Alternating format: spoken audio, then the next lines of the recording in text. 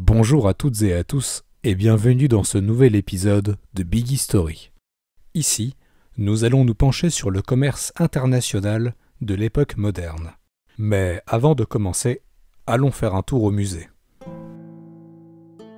Le Ashmolean Museum d'Oxford abrite des objets du monde entier. Sarcophages égyptiens, armures de samouraïs, statues grecques, etc. Dans l'un de ces nombreux couloirs, on trouve des rangées d'objets domestiques, comme de la vaisselle ancienne en céramique. Il serait facile de les ignorer et de passer aux artefacts plus anciens, exotiques ou sensationnels. Posée sur son étagère, il y a une assiette représentant deux femmes près d'un étang, ombrelle à la main. On pourrait s'arrêter à cette simple observation, mais cet objet d'apparence anodine est le témoin d'une histoire riche, aux implications capitales pour tous les partis impliqués. Cette assiette s'intitule « La femme au parasol ». Il s'agit d'une assiette en céramique représentant des femmes apparemment chinoises. Mais elle a été récupérée par le musée en Hollande, et l'artiste crédité est un certain Cornelius Pronk, un peintre hollandais du XVIIIe siècle. Alors pour comprendre le pourquoi du comment de cet objet, nous allons remonter dans le temps et découvrir une histoire qui lie la Chine aux Pays-Bas.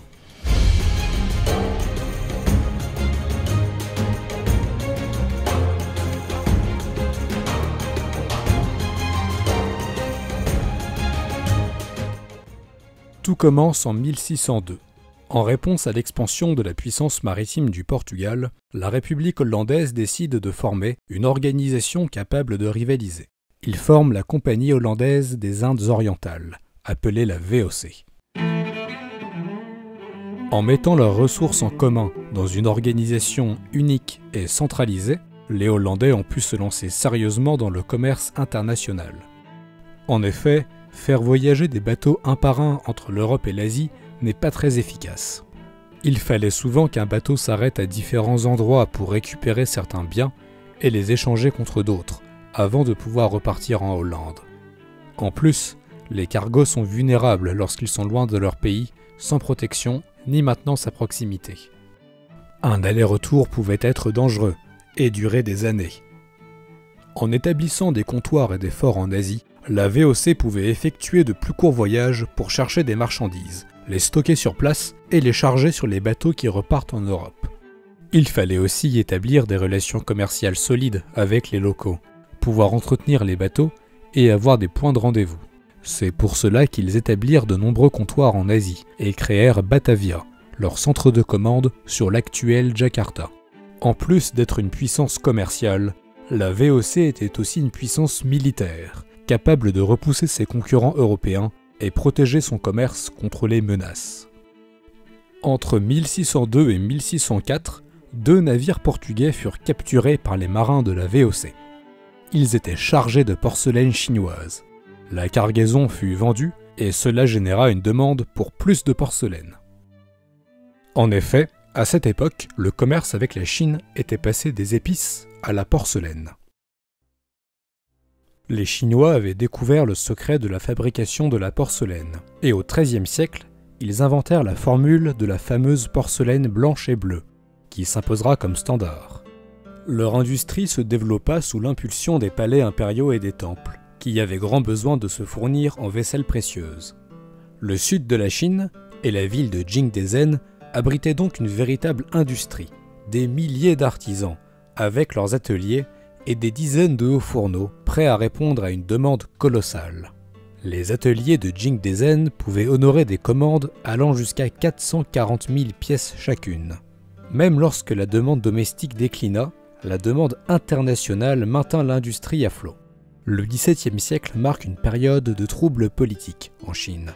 C'est alors que les ateliers se mirent à produire pour leurs clients au Japon et en Europe. La demande était forte en Europe, et les ateliers chinois étaient disposés à produire beaucoup et à s'adapter. On estime que la VOC a importé 60 millions de pièces au XVIe siècle. La porcelaine chinoise était un objet du quotidien, utilisé par toutes les classes sociales. Elle pouvait être produite en masse, avoir un usage pratique et une esthétique exotique qui plaisait beaucoup en Europe. Grâce à des organisations comme la VOC, des millions de personnes y eurent accès. Les Hollandais envoyaient aux Chinois des modèles de vaisselle à reproduire, leur donnant des indications pour les ornements.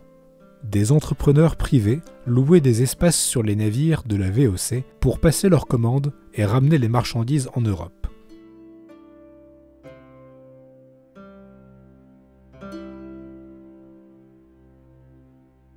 C'est dans ce contexte qu'apparaît l'assiette de la femme au parasol. En 1734, la VOC commissionne Cornelius Pronk. On lui demande de créer un modèle de vaisselle avec des peintures et décorations. Il doit créer des modèles en plusieurs exemplaires. Les responsables de la VOC en Hollande doivent sélectionner les modèles, en envoyer à Batavia, puis en donner aux marchands chinois pour qu'ils soient transmis aux artisans. La VOC commanda 3 services de 371 pièces chacun, 9 vases et d'autres objets disparates avec le motif de Pronk. 3 ans plus tard, le cargo arrive enfin aux Pays-Bas, et c'est un succès. Mais à cause des coûts trop élevés, la VOC ne répétera pas l'opération. Cependant, la femme au parasol devint un motif très populaire. Il fut copié par la suite dans de nombreux ateliers et rediffusé. Et on retrouve même ce motif sur des assiettes faites au Japon, produites pour le marché japonais.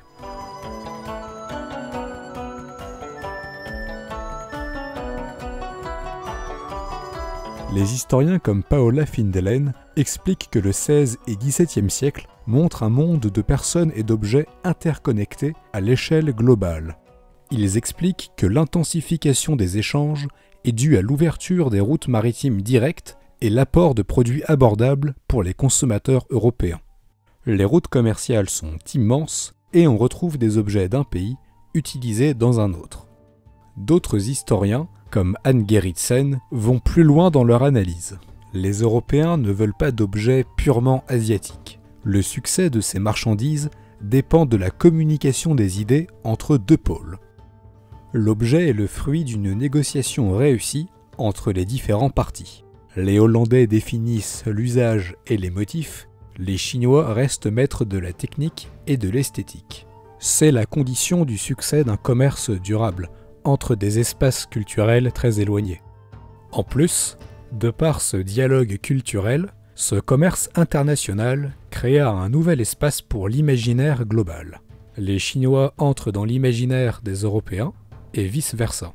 Les artisans chinois peignent des personnages européens sur des services de thé d'un côté, et les Européens utilisent des assiettes avec des motifs chinois de l'autre. Les céramiques chinoises étaient le résultat d'un dialogue entre 2 pôles, et ces objets, en passant entre différentes mains, devinrent une ouverture vers l'autre. Pour conclure, cette assiette de la femme au parasol est le fruit d'une histoire riche. Pour qu'elle arrive à nous, on a bâti des flottes, dressé des forts, armé des navires, envoyé des instructions au bout du monde, reproduit des modèles, allumé des fourneaux et créé une nouvelle culture globale. Posée sur son étagère dans un coin du musée, elle est en fait le témoin de la première mondialisation.